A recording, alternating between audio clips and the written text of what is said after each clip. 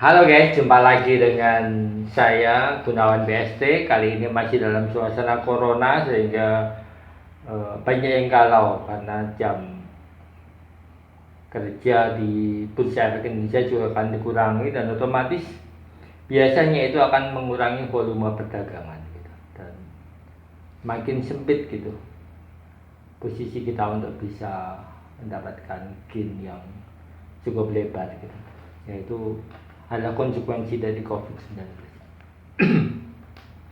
Kali ini kita akan bahas mengenai 0,36% saham itu menguasai 28,8% saham. Ini bukan gimmick, tapi ini memang beneran terjadi di saham Multistrada Arasarana, kodenya MASA. Masa adalah produsen dari perusahaan ban yang pada 2019 diambil alih oleh Michelin pada tanggal, menurut catatan saya lihat dulu ya catatan saya,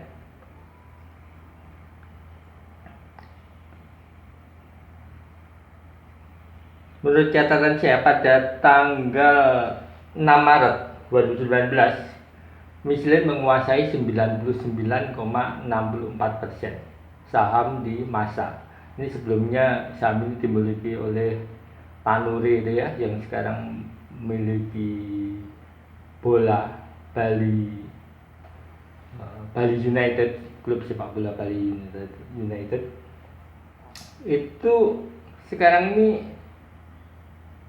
galau. Kenapa? Karena dia sudah menguasai 99,64% tetapi gagal untuk go privat.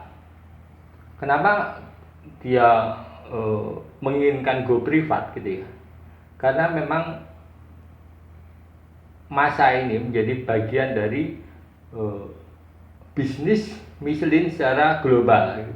Jadi supply and change, supplier dan pendanaannya itu akan diarahkan terjadi afiliasi dengan perusahaan induknya, dan itu memang dilarang oleh Bursa Efek Indonesia jika perusahaan itu dalam statusnya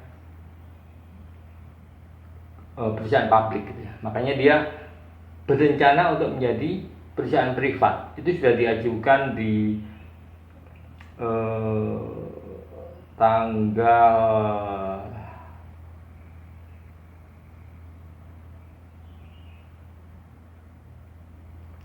5 Januari 2021. Jadi 5 Januari 2021 manajemen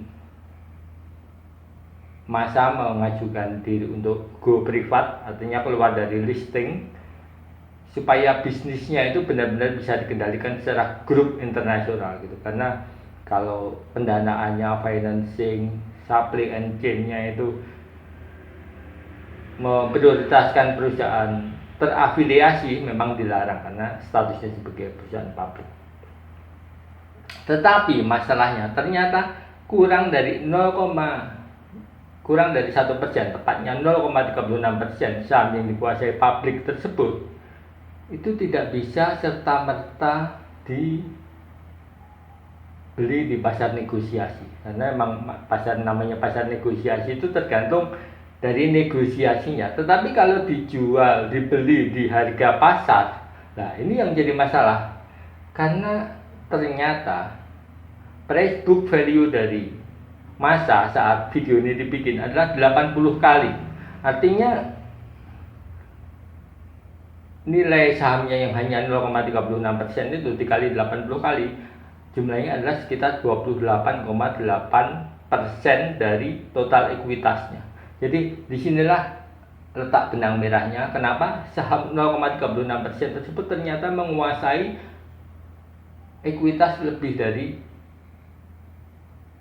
28,8%, lebih dari seperempatnya. Dan itu terlihat jadi nggak masuk akal kalau manajemen memaksakan untuk mengambil alih, akhirnya gagal di pasar negosiasi. Dan di Kamis Jumat kemarin kita tahu bahwa volume perdagangan ini sangat-sangat kencang gitu, dan naik 24% selama 2 hari, jadi sekitar 24 naik 24% lagi, jadi lebih dari 50%. Ya sekitar, ya tinggi lah intinya. Ini menyebabkan bahwa di satu sisi ini adalah peluang bagi pemegang saham, karena emang saham ini sudah naik berkali-kali ketika di take over, sebelum ini di take over oleh Michelin berkali-kali gitu. Jadi naik terus sampai akhirnya 80 kali PBB-nya, dan itu membuat kesulitan sendiri bagi manajemen Michelin untuk mengendalikan perusahaan secara 100% atau go privat.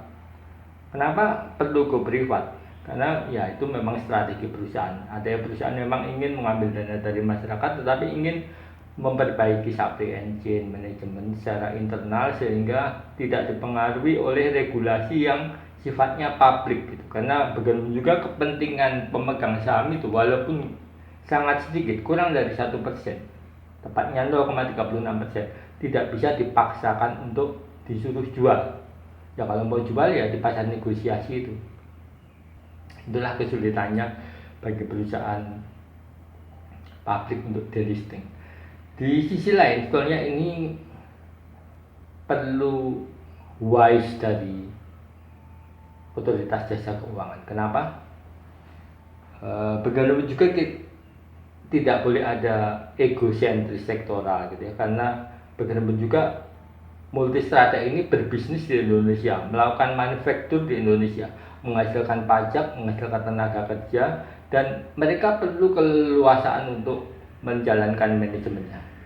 Jadi otoritas jasa keuangan harusnya membuat regulasi yang memungkinkan pasar negosiasi itu tidak